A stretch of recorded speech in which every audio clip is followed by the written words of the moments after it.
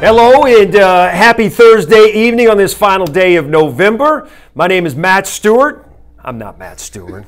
I'm not Matt Stewart at all. My name's Hans Heiser. I'm in for Matt Stewart. This is the Dixie Vodka Preview Show, final edition. This gentleman here, Big Forrest Conley, my old friend. Look, man, it is so glad to catch up with you again. We've been catching up here the last hour, telling lies and whatnot. We got a ton to get into. Your Seminoles are in a lot of trouble, man. So we'll talk about that a little bit.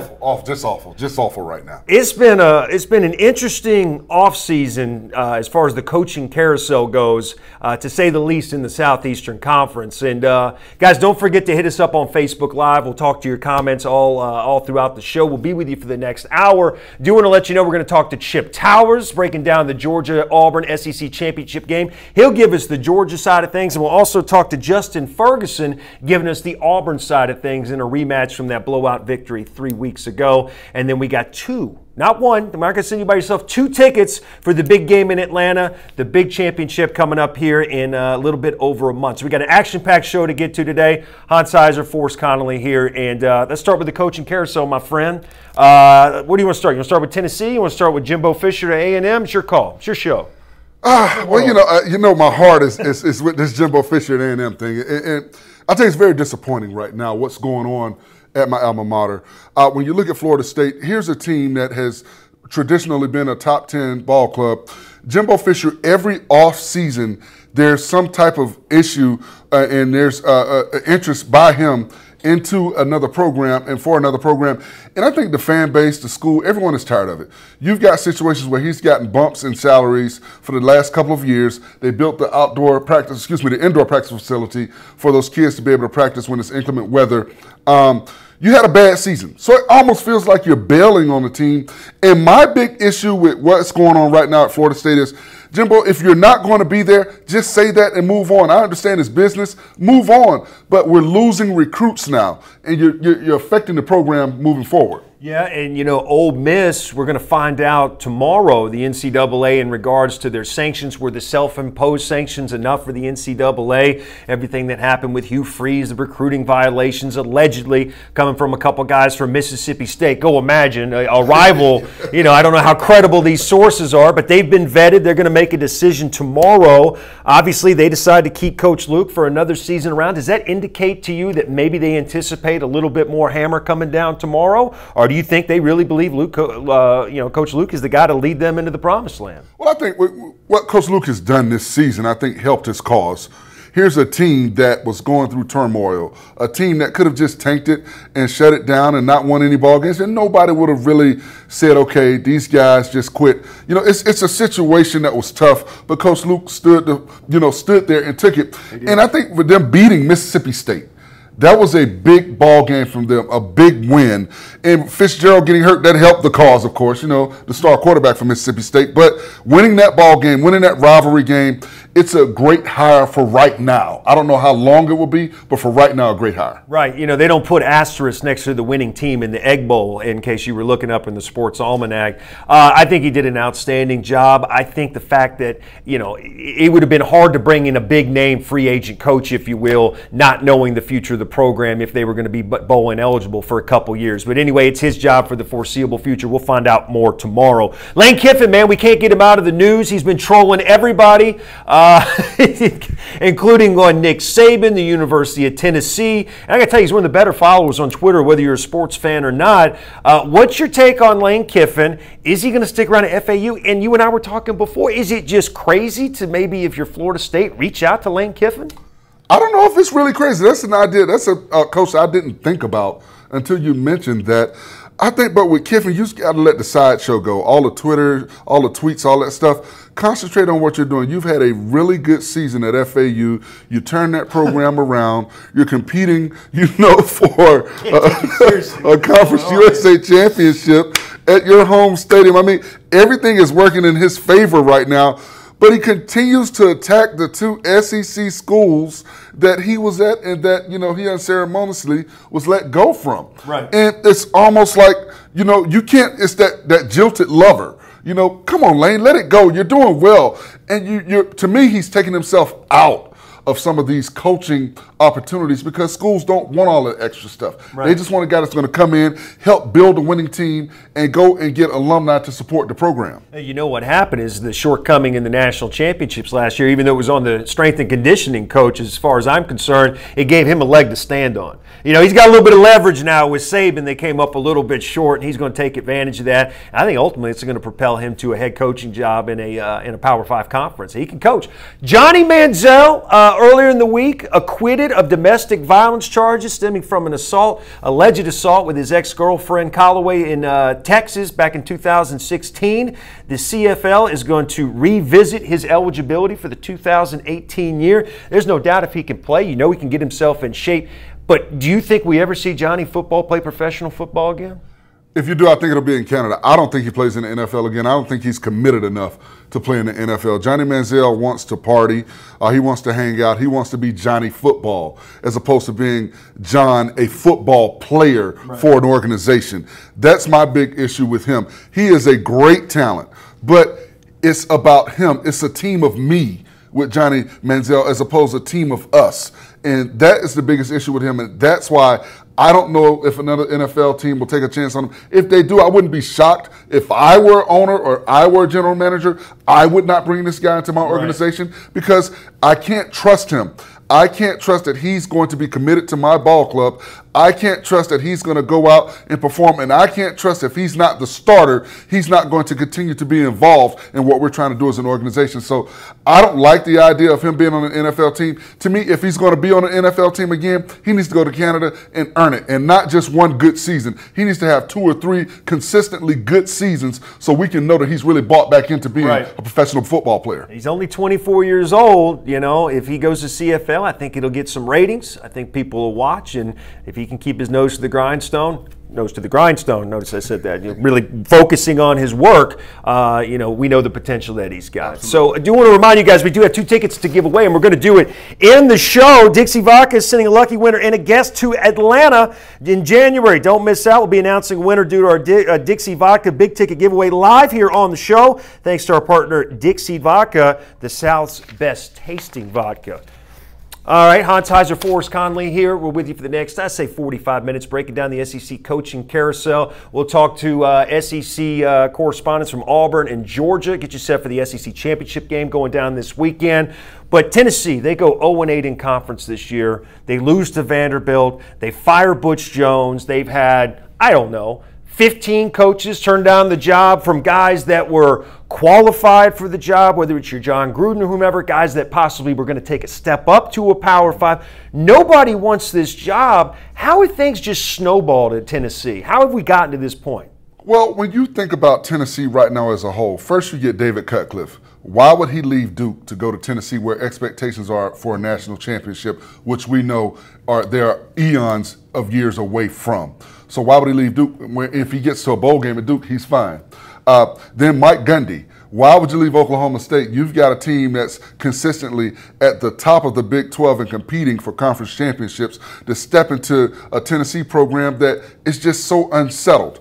And they reach out for Doran. And he decides, no, I'm going to use this as leverage to get more money to go back to NC State. Now, we know the Greg Schiano fallout, and I understand the fan base and the alumni, why they didn't want that a part of what they're trying to do, because they've got so much other stuff going on at Tennessee. It's just not something that you would want to bring into the fold with his background being a former Penn State guy with all the stuff that went on there. Now, what'll be interesting is they're talking about Jeff Brom as the guy, and I think he's a really good fit. Because he's not that wild guy, but he's a offensive-minded coach, and that's where I thought they lacked a lot is offensively, production-wise, and they didn't have any creativity. So I think Braun would be a good hire for Tennessee. What about the Pirate? Why isn't anybody talking about Mike Leach? I think Mike Leach, you talk about offense, he's a guy everywhere he's gone. He's had success. He had a little bit of baggage. So what? He put Craig James' kid in the closet. He probably had it coming. But he can coach. I think it's crazy enough to coach in the SEC. That's my point. I think he would embrace that challenge. But the thing about Mike Leach, he's such a extrovert type of coach at times. And with this Tennessee job, it is engulfing a lot more than just coaching. You've got to change this entire program. everything has gone backwards. They're trending downward. You've got to trend upward. It would be a very interesting hire, but I think the safe hire right now is Brom. You think Brom, at the end of the day, at this point, they're going to be scrutinized no matter what they do. Absolutely. Because it's always going to be looked at, well, you were the 6th, 7th, 8th, 9th choice. The athletic department here is just making a fool out of themselves. They really look foolish. But I think Brom would be accepting of that, because you got to remember, Brom is at Western Kentucky. He's got 1 year at Purdue, 6-6, not a great record. Not the type of record that you hear of somebody getting an SEC job, you know, at a prime program, a program that recruits itself. Well, you know, we were talking the other day on the Bud Light Prediction Amongst Friends shows about programs that could get things turned around quickly. And I think even before Coach Mullen was, you know, they're going to be the coach at Florida, you looked at the talent, especially on defense. Quarterback's a big question, but when's it not at Florida that, you know, they have the talent to get a turnaround. Now you throw Mullen in the mix, and he's already poking around Justin Fields. I don't think he's going to Florida, but I'm just saying, you know he can coach, you know he can develop quarterbacks. What's your take on the Mullen hire at Florida? Well, that was an interesting comment by Fields when Fields talked about Mullen being able to coach quarterbacks very well. And he's not lying. Yeah, exactly. Cam Newton, Dak Prescott, you know, Fitzgerald. Right. All these names are guys that are going to play on Sunday if they're not already playing on Sunday. So I think it's very interesting that Fields talks about that. I like Mullen as the Florida coach because he's familiar with that program. He had a lot of success there. What he was able to do at Mississippi State shows you he knows how to coach. What I was most interested in is, was he going to keep Randy Shannon as his defensive coordinator, because I thought Shannon was a very good defensive coordinator, and he decided not to retain Shannon, which is very interesting to me. So it'll be interesting to see what he does defensively, but offensively, it's going to be exciting to see this Florida ball club with all those tools that he has, you know, and putting those guys on the field. Think about what he was able to do at Mississippi State. Oh, no question. Now you got tenfold as far as the athletes and the skill. So it'll be interesting to see what Florida does offensively. Yeah, you know, and you mentioned the defensive coordinator, Todd Grantham. This guy's a mercenary. I mean, he's like the Matt Barnes of the NBA. I mean, this guy's with a different team every single year, but he can coach. He runs a 3-4. From a recruiting standpoint, how does that fit into the whole thing? Because you got to get that nose tackle in, maybe a junior college transfer. I mean, that's going to be a quick kind of turnover for them, isn't it? Well, when you're running a 3-4, the big key to a 3-4 defense is your zero technique, your nose guard. You need to have a guy 6'3", 6'4", 6'5", 330 or above, because he needs to be able. Right? Absolutely not. But you've got to have a guy that can clog up those A gaps. He doesn't have to make a bunch of tackles, but he needs to occupy space and allow those linebackers to flow. So that'll be a key if they go to a 3-4 defense. They've got to get a true zero technique in there to occupy space, occupy those A gaps, and allow those athletes at the linebacker position to flow around. Yeah, you know, Joe Moorhead gets the job at Mississippi State, and it was like Mullen was gone, Moorhead gets the job. It was almost like they shook hands on the way out. Of course, you have the ties with the athletic department there, but it was almost as if Mullen had such a close relationship with his athletic staff that he said, guys, this might be coming. So when it does, have somebody in mind, and it was seamless transition. He's an offensive mind guy. He inherits a heck of a quarterback. How do you like the fit?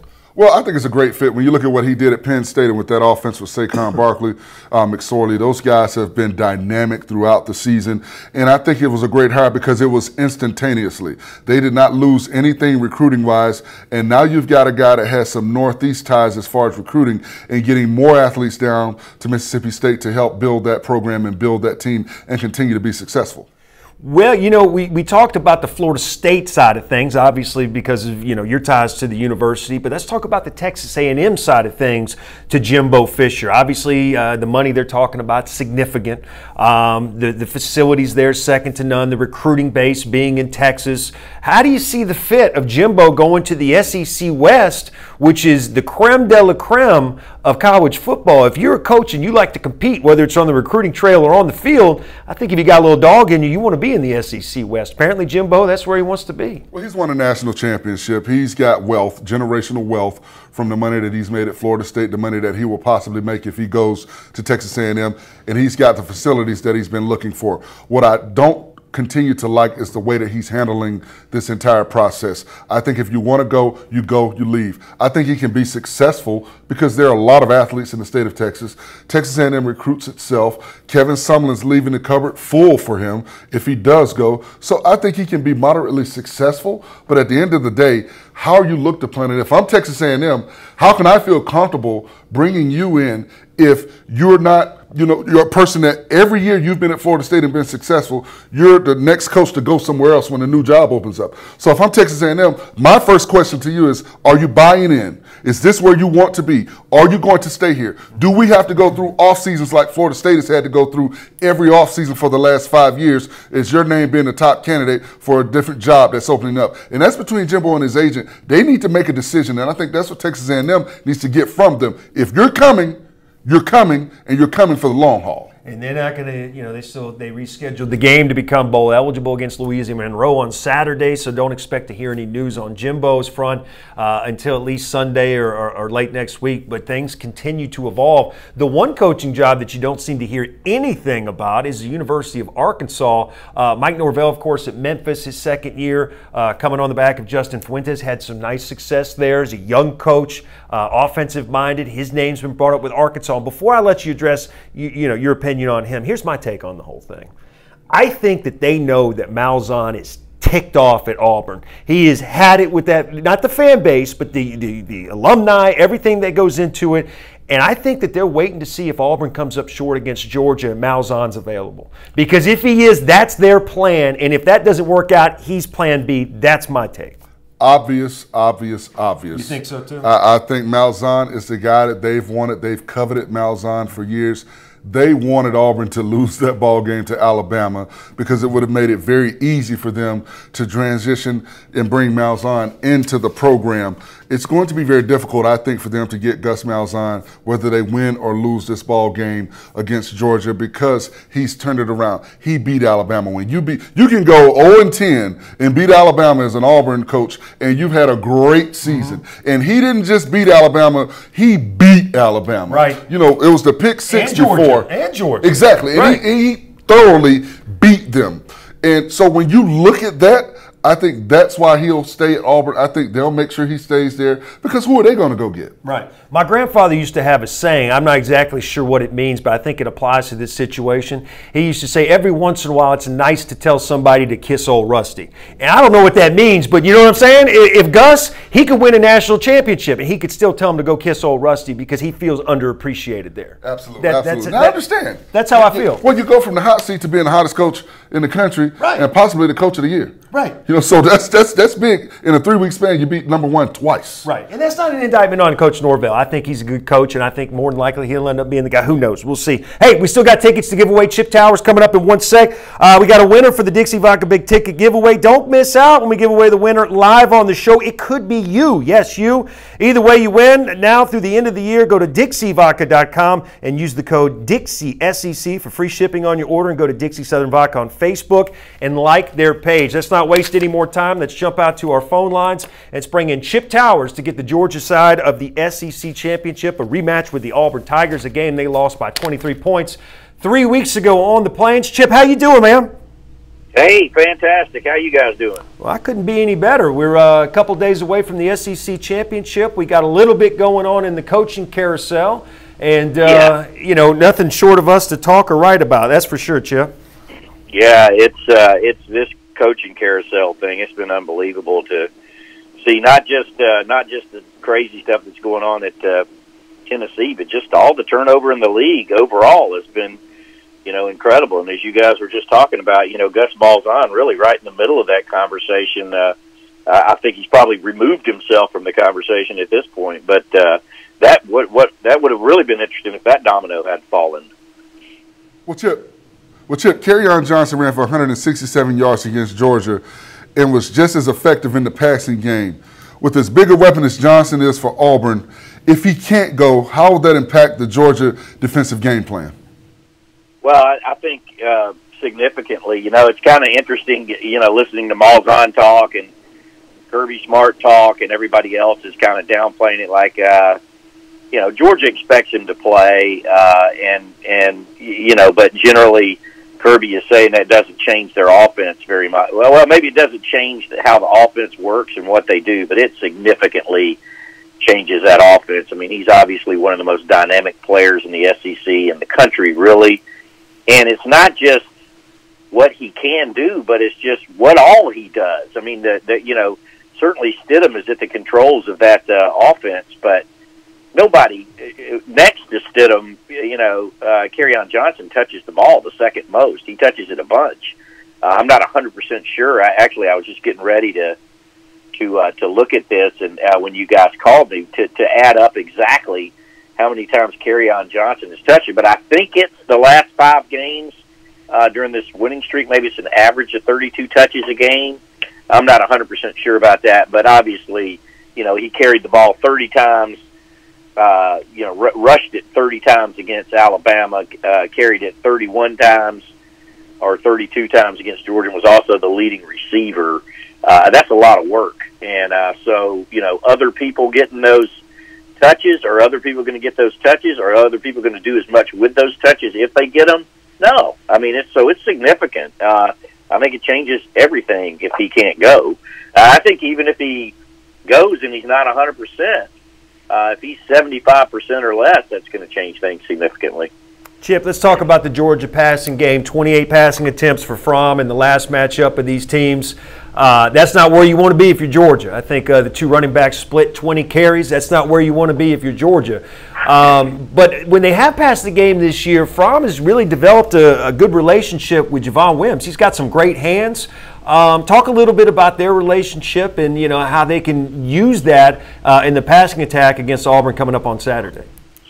Yeah, well, I mean, I think Javon Wims has developed it into one of the best receivers in the SEC, and he's certainly the best that Georgia has. He's their leading receiver in both catches and yards, and he's a matchup problem for everybody, including Auburn and their terrific secondary. 6'4", 215 pounds, a real snatch and grab guy. He is unbelievable on the fade and the back shoulder fade.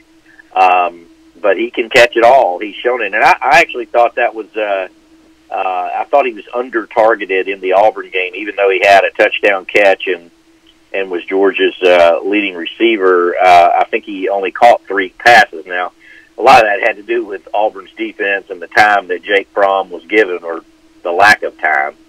And that's a big thing. But they got to just figure out other ways to get it to him. I mean, Georgia, like everybody else, has a quick pass game. And you can get him involved in it, and I think they're going to have to. I think they'll have to target Javon Wims more, and obviously they're going to have to find more creative ways to, whether it's to run the ball or throw the ball. They got to find more creative ways to do it. Well, Chip, Hartman has started to emerge as a weapon on both special teams and as a receiver, and he had a big catch in the Georgia Tech game to put it out of reach. Do you think the Dogs need for Hartman to have a big game to win this Auburn game? Well, Hardman's another one of those X factors. I mean, I think here's the thing. As much as we talk about Kerryon Johnson, I mean, the lines of scrimmage are going to be insane for both of these teams, offensively and defensively. So, and I think what happened in the Auburn game the first time was that Georgia thought they were going to be able to run the ball and just absolutely couldn't, and they didn't have a real strong plan B for it. They're going to have a plan B this time. And a lot of those plan Bs, as I was talking to, is quick pass game. You just get the ball to your playmakers on the outside while they're bottling everything up in the middle and, run blitzing and coming after your running backs. You try to hit some of these guys on the perimeter. Mecole Hardman, there's not going to be a faster guy on either team. There is nobody faster on Auburn's football team than Mecole Hardman is. And there's nobody faster on Georgia's football team than he is. This is a guy that ran sprints in the SEC and NCAAs for Georgia's track team in the off-season pretty much without training. I mean, that's how fast he is. Now, he's not as shifty as some other guys that Georgia's had, like Isaiah McKenzie, but if you can get him into space, nobody's going to outrun him. And so that Georgia's going to have to look for ways to get him. He runs that jet sweep just like Eli Stove does. It didn't work, great against Auburn last time, but you get him the ball that way and maybe on some flanker screens and some other quick game. And Georgia can look and make a play like that. And in the returns game, he had 185 yards in returns against Auburn last time. Unfortunately, all everybody remembers is he muffed the ball at the 23-yard line, and that led to another Auburn touchdown. So if he can catch it clean and return it clean, I think he's going to be another factor in Georgia's favor. Well, finishing up here with Chip Towers, Dog Nation, we can't let you go without a prediction in this game. Forrest and I are going to give us ours in a second. I'll just say this before I let you make your prediction.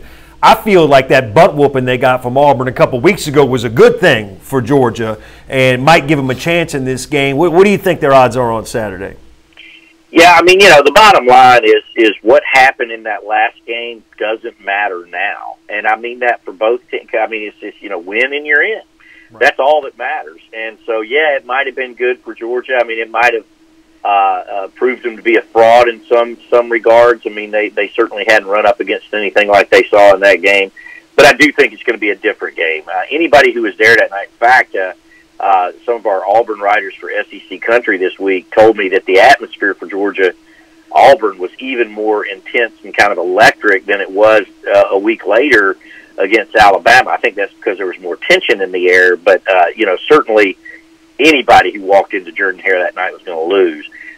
Georgia's not going to have 4 personal foul penalties in this game. They're not going to have, a muffed punt. I mean, bad things happen no matter where you play, but not in the bunches that they occurred that night. And conversely, I don't think Auburn can play as clean. They played nearly a perfect game that night. So I think, you're going to see an Auburn team that's 50% less and a Georgia team that's 50% better in this game, which is going to make it a whole lot closer. I'm going to pick Georgia to win. Maybe I'm a homer or whatever, but, I'm covering Georgia, and I've covered them all year, and this whole year for them has been what they've called the revenge tour.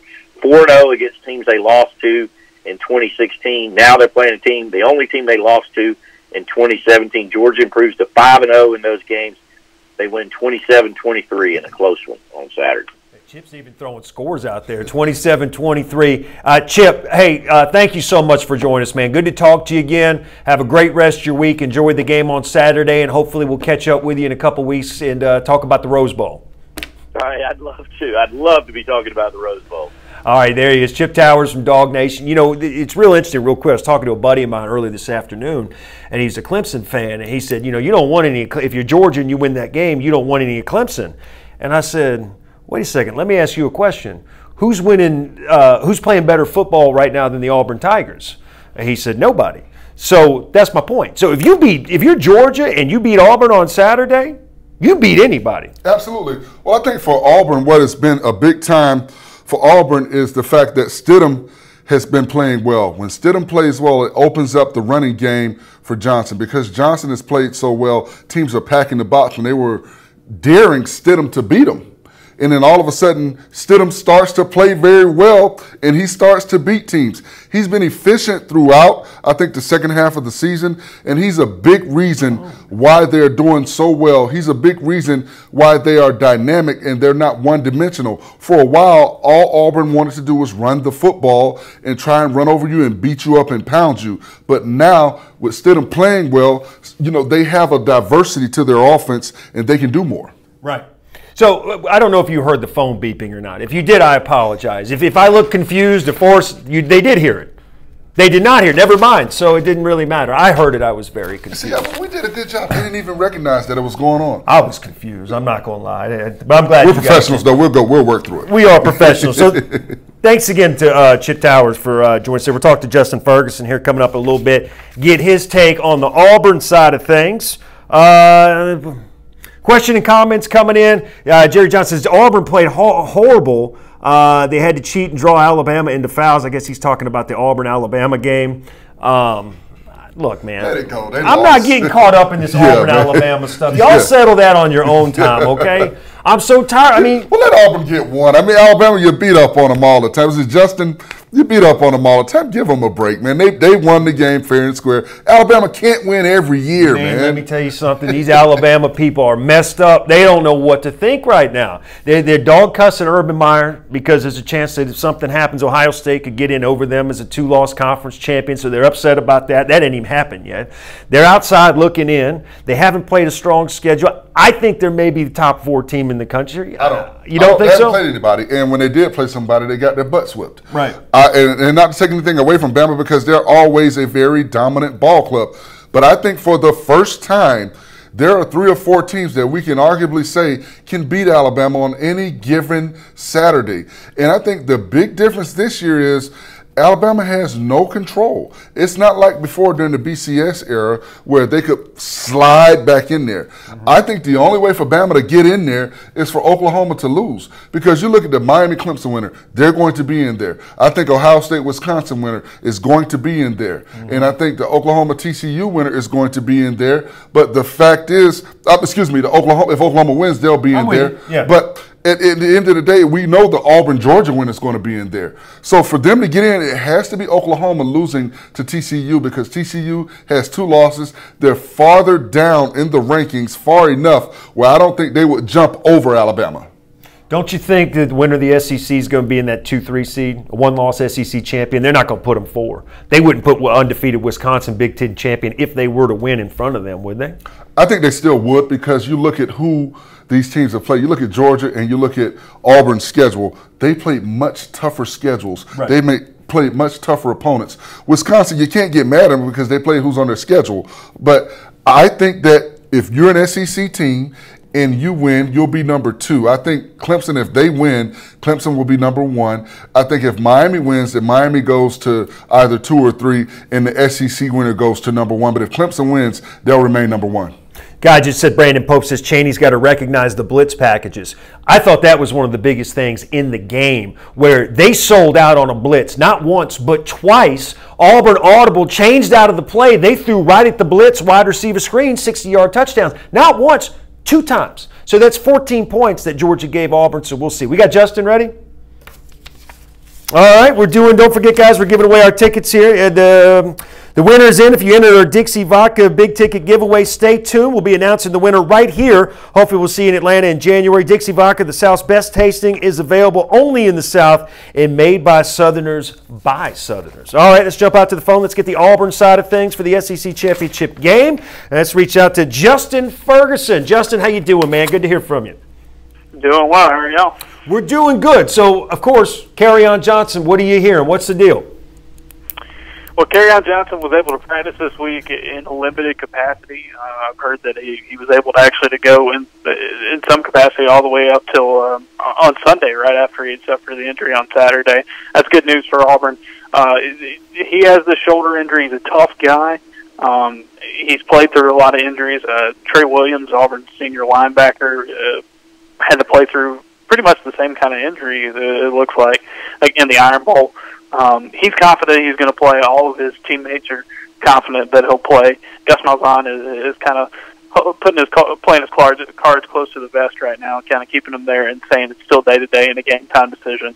But, man, I will be absolutely shocked if he doesn't play on Saturday. It would have to be some sort of, unforeseen thing that pops up. I'd give it about a 90% chance he goes against Georgia. He'll tough it out for this one. Well, Justin, Auburn's defensive line thoroughly dominated the offensive line for Georgia. They could get nothing going with their rushing attack. Then 2 weeks later, they did the same thing to this Alabama ball club. Do you think that gives them an advantage going into this Saturday's ball game? Oh, absolutely. I think Georgia's going to play a better game, a cleaner game. They gave Auburn some opportunities in that first meeting, which turned that one into a blowout. But ultimately, I still like Auburn to win this game because of what they can do in the trenches, and that defensive line has just been on fire this year. They've stopped the run up the middle. They did it against Alabama. They definitely did it against Georgia, against Nick Chubb and Sony Michel, and they've been able to get after the passer. If they can get Jake Fromm into those, situations where he's got to make the play to keep a drive alive, Auburn's really good at pinning their ears back and getting after them. They did a good job of containing Jalen Hurts last weekend in the pocket, and I assume they'll do the very same against Fromm, who's a great young passer, but not nearly as mobile as what they had last week against Jalen Hurts. Justin, when you look at Gus Malzahn, a little bit underappreciated, do you think he feels that way after being on the hot seat, gets a couple wins against #1 teams? I think it's ironic that the Arkansas job is still available. There's speculation out there that that's what they're waiting on to reach out to him when, in fact, his season is complete, or at least they know what bowl game they're going to. What's your take on Coach Malzahn right now, where he's at, and ultimately where he's going to end up?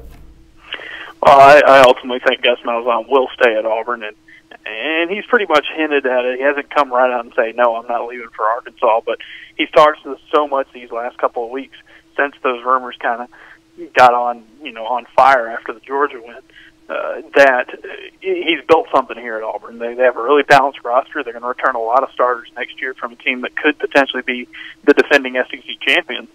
And if he goes to Arkansas, it's a complete rebuild. That roster is not built to run what he likes to do on offense, and the defense will need rebuilding as well. And he's coming off of making two great coordinator hires that have really turned this program from just kind of middle of the road to the SEC until what we've seen this year. When healthy, they have been contender worthy these last two seasons, and they've really turned it on this year. I think Malzahn will stay. It would be just completely bizarre for him, even though it is home, to leave a team that won 10 games and take a rebuilding job at Arkansas. So ultimately, I think Malzahn stays, whether or not he wins or loses Saturday against Georgia. Well, Justin, with the uncertainty of Kerryon Johnson and his health not being 100%, how important is Stidham in this ball game? And do you think he's ready to step up and be that guy that he may have to be for them to win? Oh, absolutely. And I think he is kind of the guy that could win in this game for Auburn. If Kerryon Johnson, can't go what they usually get out of him. He's had two incredible games these last couple of weeks. He completed 75% of his passes against Alabama. That just doesn't happen against a Nick Saban defense. And he's really put the team on his shoulders here down the stretch in November. Very accurate. He's making good reads and good throws. And he had a good amount of success against Georgia the last time they played. Remember, he had 3 passing touchdowns, slinging the ball around really well. And if Auburn has to go with a little pass-heavier approach, they're on fire right now when it comes to that. Ryan Davis, Darius Slayton, two guys that have made lots of good plays down the stretch for Auburn. He's got a good rapport with them. And I think Auburn's offensive line's gotten to the point where they can give him enough protection to throw the ball. He's playing with a ton of confidence right now, and I think that's going to be key. Yeah, well, the game is not in the plains. We know what happened a few weeks back. I'm curious to get your take, your prediction. How difficult is it going to be to beat Georgia, Alabama, Georgia, again, what seemed to be an impossible gauntlet to get into the college football playoff? What's your take on it? What's the likelihood that they're going to the college football playoff? Well, like I said earlier, I think it's going to be a closer game. I think Georgia can play a lot cleaner, especially in what's going to be pretty much a home environment for them. Georgia's been buying up tickets for a month. Auburn just found out a few days ago that they were going to the game. So I think Auburn's treating this one like a road game. It's going to make it a tougher matchup. Georgia's going to be out for revenge. But ultimately, it's going to come down to why I picked Auburn to beat Georgia the first time around. Regardless of what stadium it's played in, Auburn's got the advantage on the offensive and defensive lines. I don't see that changing in the next 3 weeks, over the last 3 weeks. And I think Jarrett Stidham is just playing with more confidence right now, and they can win a game more than I have in the freshman Jake Fromm, although I have to say he has been really, really impressive this season in pretty much every game but the Auburn game. So ultimately, I think Georgia plays a closer game. I think it'll be tight. I think Auburn, though, will pull away in the second half just due to their depth and what they've got in the trenches. And I just really want to go ahead and say that Kirby Smart's going to have this team contending for championships for a while. I don't think his roster is quite there just yet, and I think the advantage in the trenches is going to be big for Auburn, and I think they pull away late and go to the college football playoff with an incredible run here in November. Hey, it's a great analysis, Justin, really. I mean, all the stuff you brought up there, those are all great, great valid points, and we're going to find out on Saturday. I think Kirby is set up well for the future, doing a great job recruiting. I think if it does come this year, it's a little bit early, but two great football teams going at it on Saturday. Thank you so much for your time, and we'll talk to you down the road. All right, thanks, guys. Hey, you got it, Justin. So there we go. Everything he said, I think, is spot on. I think Kirby and Georgia are set up for the long run here. I think if you get into the college football playoff, I think the East was there for the taking. I mean, they were the preseason favorites. I'm going to take a step further. I think people are not giving them enough credit. They are winning ball games, and they're winning ball games convincingly. Everyone thought that the South Carolina ball game would be super duper close. They thought the Georgia Tech ball game would be a rivalry, super duper close ball game. They thought Tennessee would be game. And this is before Tennessee just went all the way off the tracks. So I think with this Georgia ball club, they've done and played outside of what expectations were, and I don't see anything less. I think people need to start giving them some credit. You know, Fromm had a bad game. He's a true freshman. He's an 18-year-old. You expect that. Mm-hmm. You're in a hostile environment. People have told us, you know, Chip talked about it. It was more hostile at the Georgia game than it was the Alabama game, because of that rivalry of Georgia-Auburn. So I think all these things come into play. And the one thing I think that's different about Kirby Smart than other coaches that have been in similar positions is he's been here several times before. 7 times? Exactly. So he understands what's at stake. And I think this is more of a home game. You know, like Justin said, Georgia's been buying tickets for months. Oh, yeah, man. So this is really a home game for the Georgia Bulldogs. Yeah, I talked to my buddy yesterday. He bought 4 tickets to the Rose Bowl. He's pumped. Absolutely. He's pumped. He's going out to Pasadena, man. I said, hey, I got a family out there. I'm going to go stay with them. So we'll see what happens. So, guys, this is the moment we wait for all season long. You guys have been doing this. Thanks to Dixie Vodka for putting this together. We got 2 tickets to give away right now for the big game here in Atlanta. Drum roll, Big Foe. Let's see where I got it right here. The winner of the Dixie Vodka big ticket giveaway is Winston Cobb of Austin, Texas. Winston Cobb of Austin, Texas, congratulations. We'll be seeing you and a guest in Atlanta in January. You got 24 hours to claim your prize, Winston. Big thanks to Dixie Vodka, the South's best tasting vodka. So again, that's Winston Cobb. Are we going to tell him how he can claim his tickets? No? Okay, maybe like a bat signal or something like that. I don't know. But Winston, we'll get you. Yeah, you got 24 hours. We'll get you your tickets, buddy. The miracle that is the internet. That's a big deal, man. Coming to Atlanta, Mercedes-Benz. You're going to have 2 good football teams battling it out there for, is this the 4th championship? This is the 4th year they've done the college football playoff? Yeah, fourth year. Unbelievable, man. Time just I flies. hope Winston's watching. Yeah, Winston, if somebody knows Winston and his internet's down or something, find him. Let him know. 4th quarter of the show, you ready to get into this? Absolutely. All right, so let's see. We got a bunch of other games to break down. We got championship weekend with college football playoffs, implications on the line, and we'll start with the Pac-12. Of course, you know, a lot of teams throwing USC, Stanford out for dead. I will say this, Stanford was very impressive the other night in their win against Notre Dame. They surprised me a little bit. Well, think about it. Stanford started out at 1-2. They go 8-1 since then, and I think they found their niche. Bryce Love, the guy nobody's talking about, he's second nationally with 1,848 rushing yards.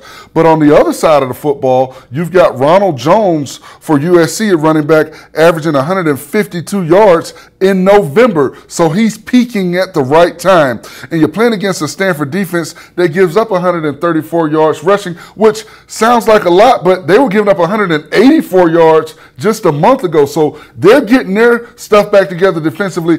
It'll be a very interesting ball game for those ball clubs. And think about USC, as much as they have as far as heritage and tradition, this is their first opportunity to play for a Pac-12 title and win it. They haven't won the Pac-12 title. They get an opportunity to win the title for the first time since they've gone to a conference championship game. So it'll be a very interesting ball game. Yeah, no question about it. You know, you talked about Stanford stopping the run. They were very impressive the other night against Notre Dame. Any chance if USC, I mean, what kind of dominoes would have to fall for them to get in the play? It's almost impossible. I think it is. With Alabama sitting there as well. Well, I think it is because when they lost and how they lost, and I think they've fallen so far back.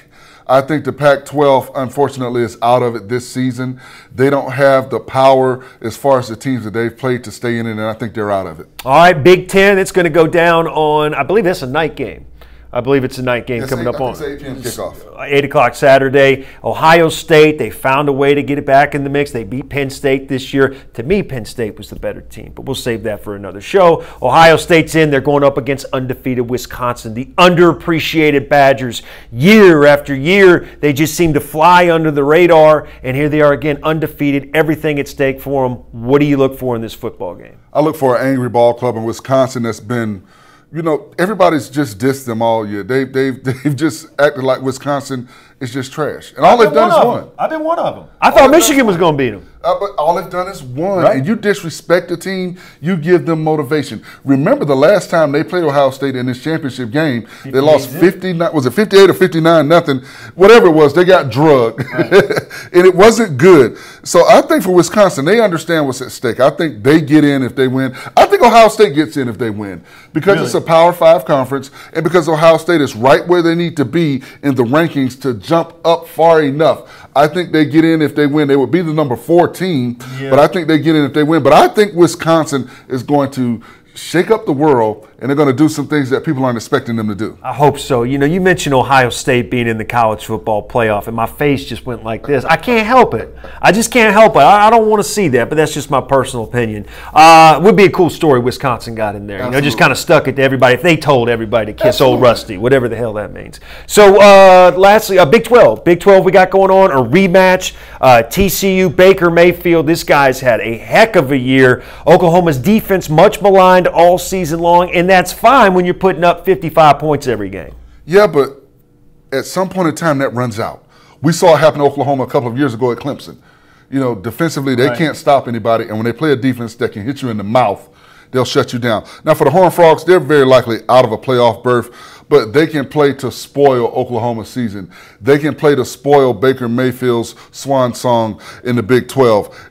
When you look at Kenny Trail Hill, he has the ability to put points on the board. Defensively, what is TCU going to do? What TCU defense is going to show up? Can Gary Patterson put something together to bother Baker Mayfield and make this offense just a little bit stagnant? I don't think you can stop it, but you can make them stagnant. You look at the Iowa State film.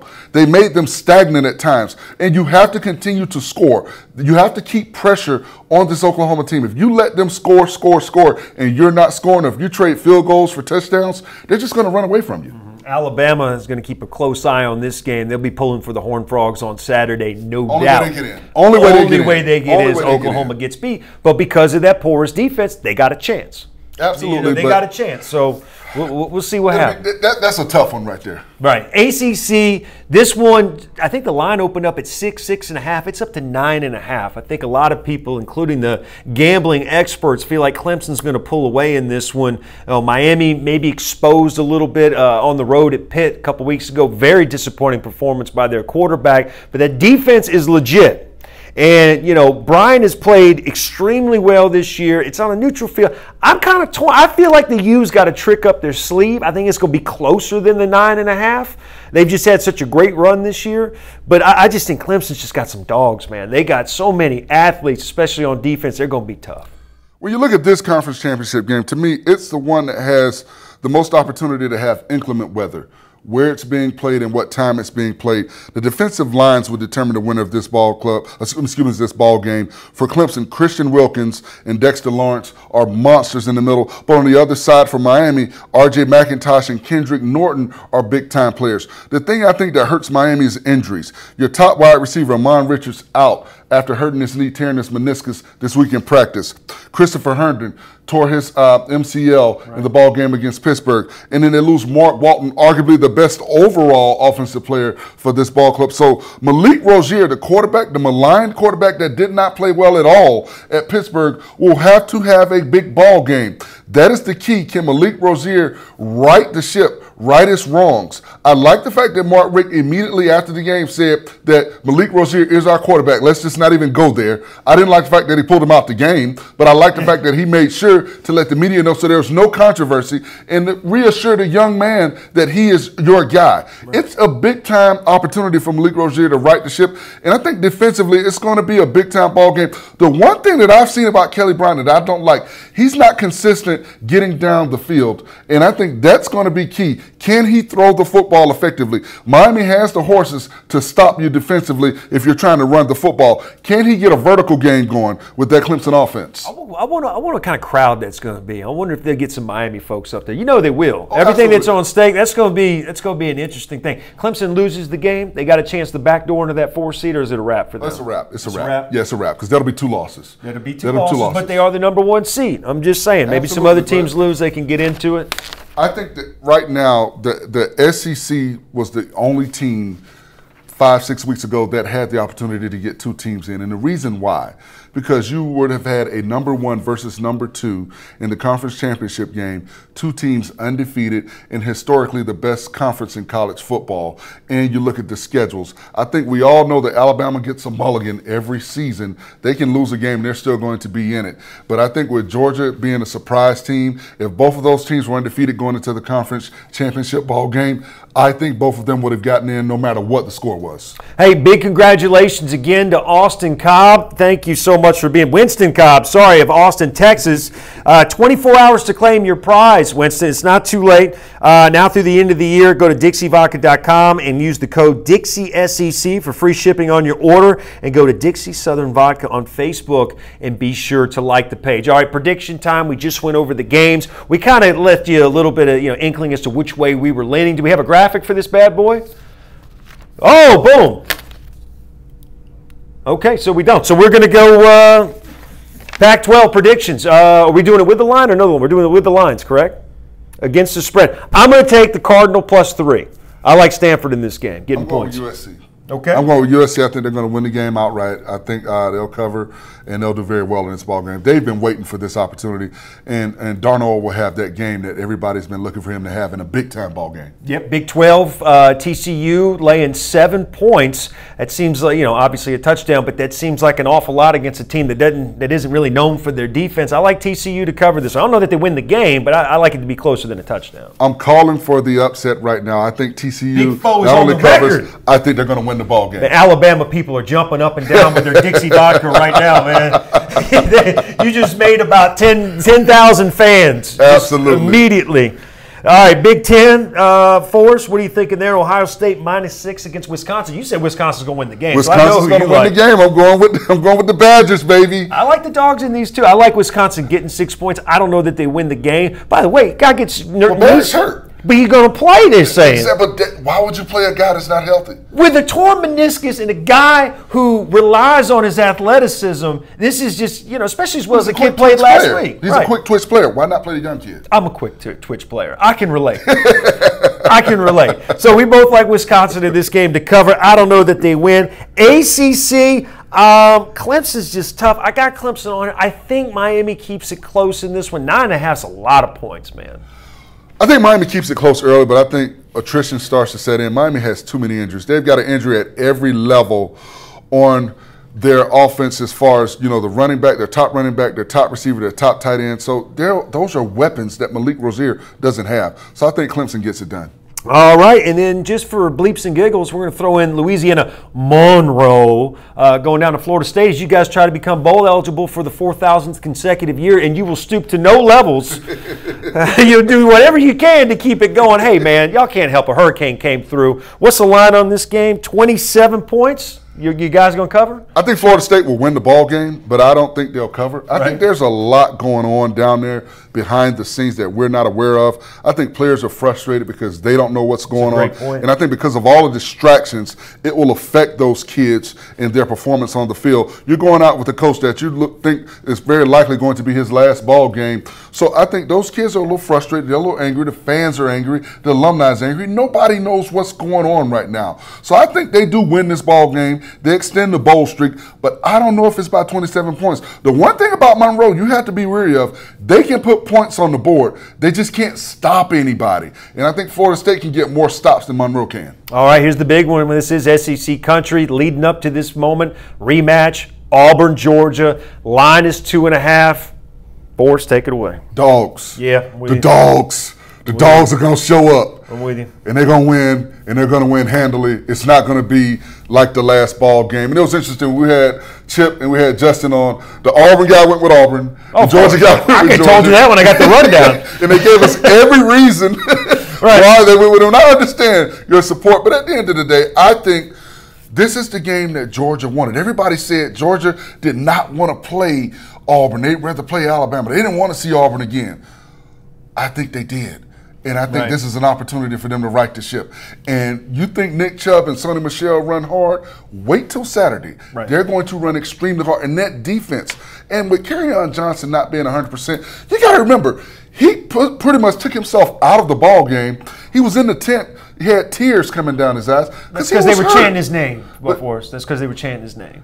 No, like when you cried down in Tallahassee, they were chanting "Big Foe," man, and you just got emotional, teared up. No, I'm not going to do it. I hear you. You know, look, I like Georgia too. I thought that they needed that butt whooping. I think it has to happen on the road in an environment like Auburn, just like Auburn had it happen to them at LSU and at Clemson. I think that you grow from experiences as a team from that. I think Georgia, with all the upperclassmen they have primarily on defense, the inexperience they have at quarterback, he's been battle tested. I think they're ready for this moment. The game's not in Auburn. I'm going to take it a step further. I think Georgia, I think the winner of the SEC is a one-loss team, right? I think they're going to be in that 2-3. You said TCU, but let's just say for argument's sakes, Oklahoma wins the game. If Oklahoma is matched up with Georgia, that's a great matchup for Georgia. I think that's a great match because they'll just run it, control the clock. Absolutely. So I'm looking down the road here, I'm reading the tea leaves, and I don't have a dog in the fight, no pun intended, but I think Georgia, if that's the matchup at 2-3, out in Pasadena, I think you're looking at Georgia playing for a national championship in Atlanta against possibly Clemson. Absolutely, but I think Georgia gets the #1 seed. #1 seed? I think if they win, they get the #1 seed.